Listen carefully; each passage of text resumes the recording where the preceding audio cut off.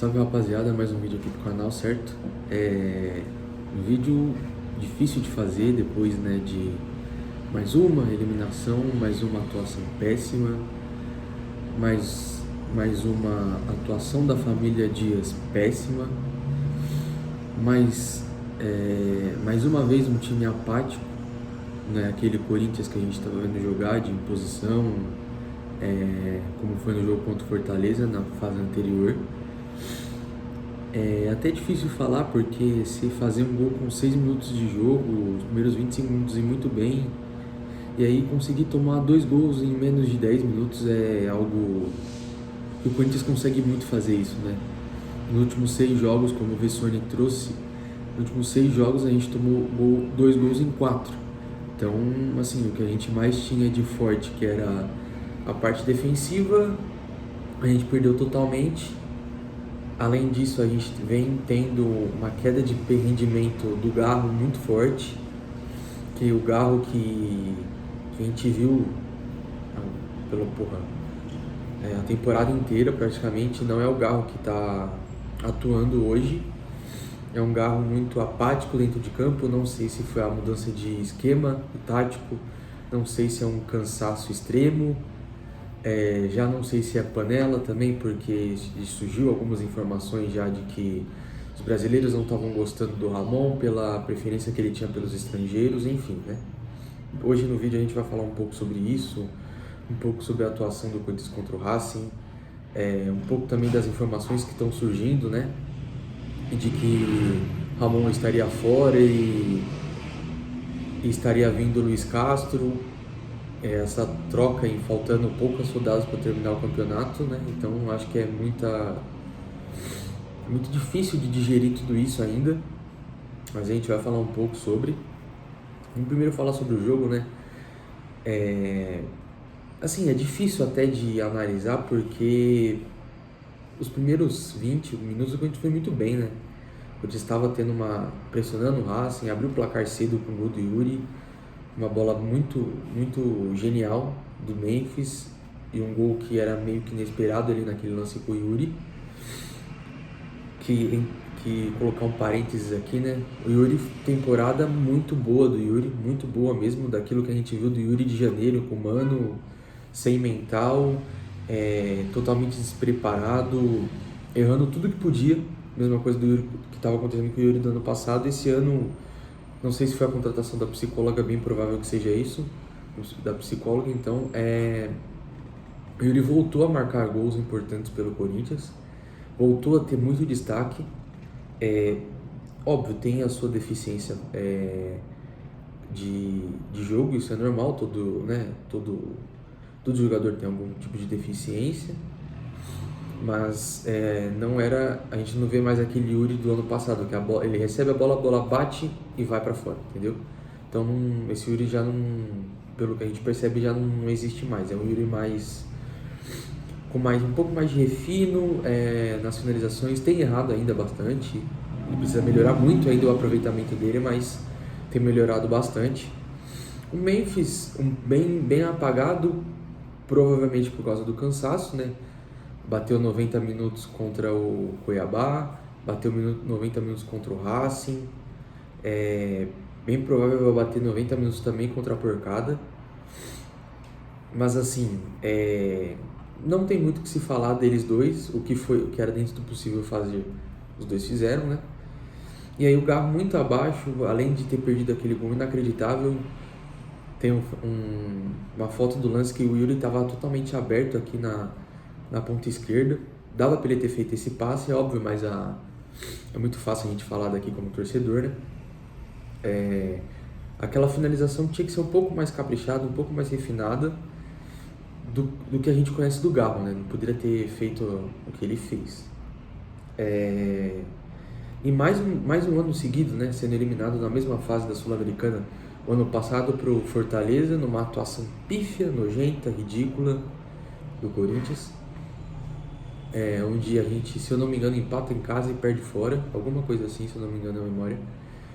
E aí esse ano, mesma coisa, empata em casa, começa jogando mal em casa, toma um gol, consegue a virada, toma um empate, joga muito mal no final do jogo.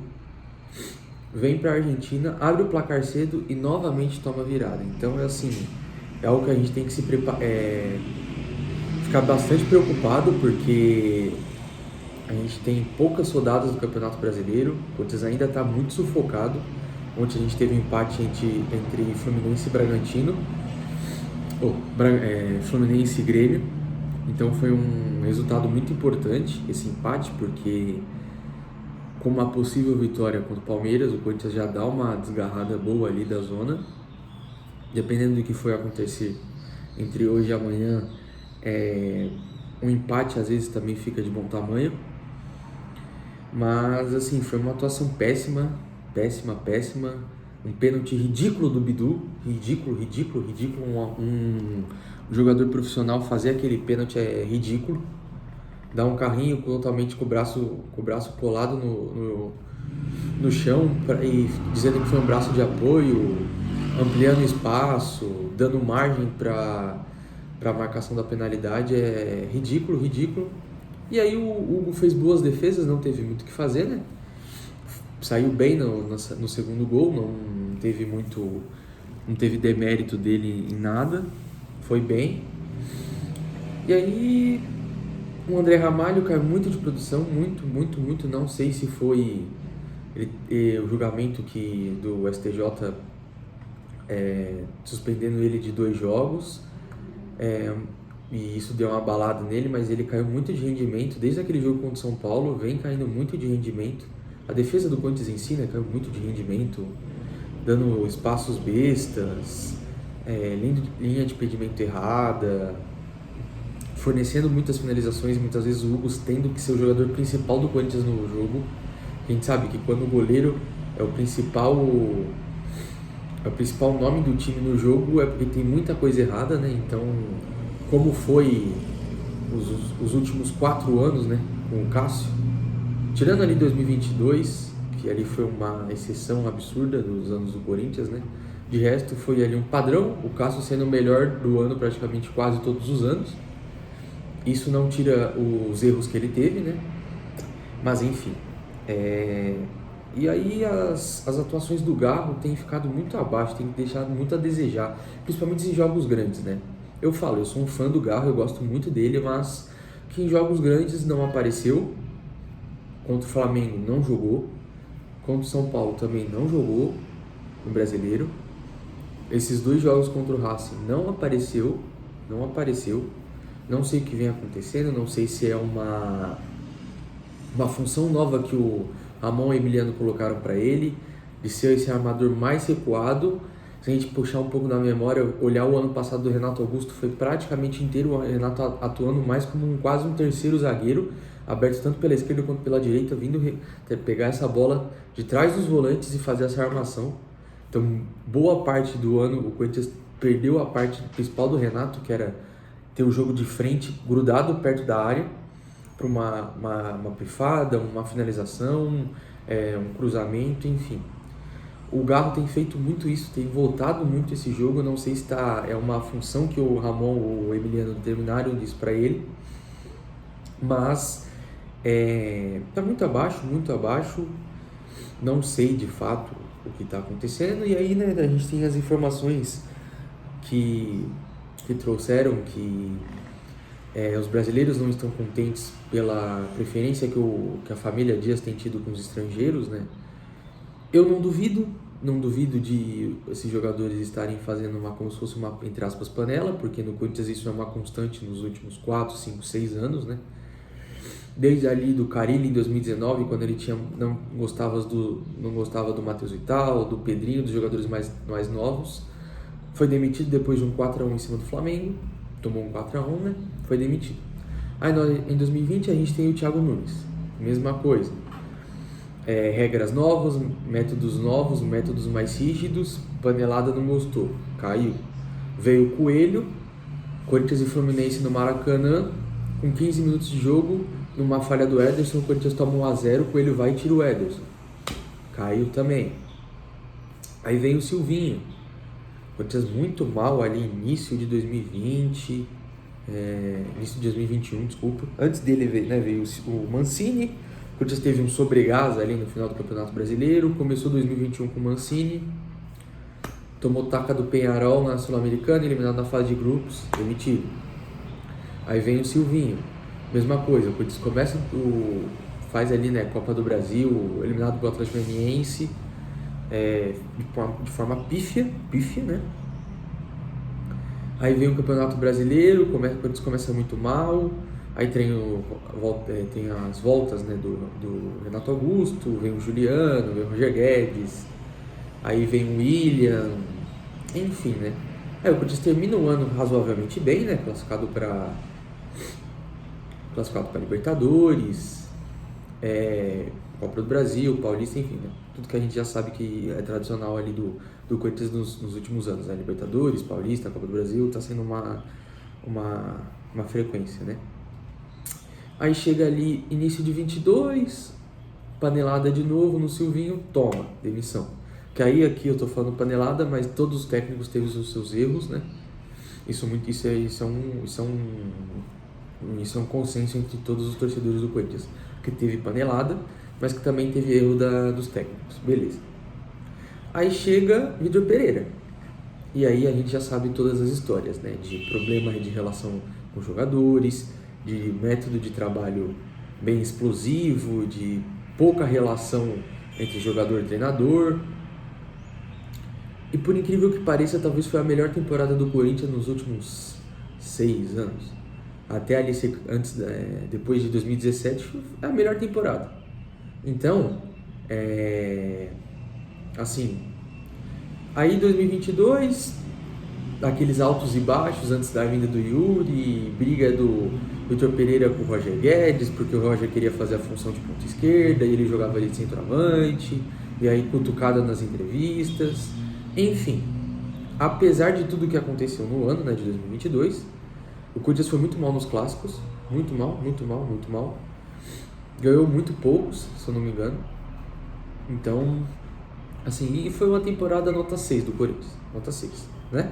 Foi eliminado na Libertadores, foi eliminado na Copa, perdeu a Copa do Brasil pro Flamengo e chegou ali entre os quatro do campeonato do Brasileiro. E a gente veio para 2023. E aí 2023 é uma lástima do Corinthians. Briga para não cair no Paulista, eliminado por São Paulo na Copa do Brasil, eliminado na fase de grupos da Libertadores, vai para a Sul-Americana. Na Sul-Americana vai ganhando aos trancos e barrancos até chegar no Fortaleza e é eliminado. E aí chega esse ano.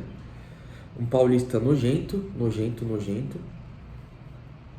com o início de Mano, e aí Antônio Oliveira depois, e início de brasileiro com Antônio Oliveira, né? E aí um início ridículo também, nojento, e aí veio o Ramon. Dá aquele sobregás, mas o time não consegue engrenar, fica nessa briga constante na zona de rebaixamento, e aí agora surge a informação do Luiz Castro. Minha opinião, tá? Eu acho muita loucura fazer uma troca agora. Mas também eu não vejo esse time desenvolvendo mais futebol. E aí essa briga constante, porque é um jogo de extrema importância segunda-feira contra os Porcos. Dependendo de como for e o Corinthians chegar para o jogo fora da zona, o empate é muito aceitável. Mas se chegar e o Corinthians tendo que ganhar, vai ser bem difícil. Vai ser bem difícil porque é uma motivação extremamente enorme para o Palmeiras, até porque eles estão 3 pontos atrás do Botafogo, né? Então, ou é o jogo que encosta de vez neles, ou é o jogo que dá praticamente adeus ao campeonato, né? Então, vai ser praticamente o grande jogo do campeonato, onde vai definir um pouco, de fato, tudo ali, porque se o Palmeiras ganha, encosta no Botafogo. Então aí já dá aquele aperto, passa 2023 na cabeça do torcedor do Botafogo, torcedor do Palmeiras, enfim. E pro Corinthians, ganhando, dá aquele sobrealívio, aquele alívio, sabe? Faz os 38 pontos, vai precisar de 7, tendo 3 jogos em casa, pegando Bahia, Cruzeiro e Vasco. Que são jogos que dá pra ganhar os 3. Dá pra você fazer 9 pontos aí. Ainda pega Criciúma fora, pega Vitória fora e pega Grêmio fora. Então, assim, são jogos que o Corinthians consegue pontos. Vai conseguir pontos, provavelmente, né? Mas, assim, é muito desesperadora a situação. Extremamente, porque a postura que a gente viu em campo foi ridícula dos jogadores, ridícula do Ramon. 5 substituições nojentas, ridículas. Não teve sentido algum as substituições. Então, assim, é muito difícil a gente ver um sobregás nesse time, né? Mas nós é Corinthians, certo? Nós acreditamos, né, nessa porra desse time, nós faz sofrer pra cacete, mas a gente acredita no nosso time. Então, assim, vai ser difícil, mas vamos confiar que vai dar bom, tá ligado? E aí, pensando já o planejamento, né, de 2025, olhando que o Corinthians não vai ter Sul-Americana, não vai ter Copa do Brasil. Sul-Americana até pode ter, né, porque o Flamengo ganhando a Copa do Brasil, tanto o Flamengo quanto o Galo abre já mais uma vaga, né? Então, de vez classificar 4 para Libertadores, classificam 5 e 2 para pré. O Botafogo ganhando o campeonato, vamos colocar que o Botafogo ganha o Brasileiro e a Libertadores, já abre mais 2 vagas, porque ele vai como campeão automático da Libertadores e aí abre do Brasileiro. Então já classifica 6 direto e 2 para pré. E aí já abre, consequentemente, mais vagas para a Sul-Americana. E, enfim, a Sul-Americana pode até ter, eu acho que até o 15º ou 16º, alguma coisa assim, de classificados para o próximo ano. Então, dependendo de como for, a gente ainda pode ter a Sul-Americana. Mas, né? Mas como depende de Corinthians, a gente sabe que é complicado. Então, assim, rezar, segurar no nosso manto, segurar naquilo que a gente acredita, tá ligado? E acreditar, fazer a nossa parte como torcedor, mas também fazer a nossa parte de cobrar. Esse cara tem que começar a ser cobrado, não dá pra gente só apoiar e não cobrar, tem que dar uma apertadinha agora, principalmente se perder contra os porcos, dar aquela apertada que a gente conhece, então, porque assim, tá bem difícil, é um ano muito difícil pro Corinthians. A gente tá com 35 pontos, são 10 pontos que a gente tem que fazer, a gente tem 6 rodadas, tá ligado? Então, assim, vai ser no sufoco, porque estão falhando ali de margem de corte de 44, 45 pontos exatamente. Pode-se variar? Pode-se, mas a probabilidade é que seja isso. Então, vai ser bem complicado, mas é isso, rapaziada. Vamos segurar no manto, vamos acreditar que vai dar bom, tá ligado? E vai Corinthians.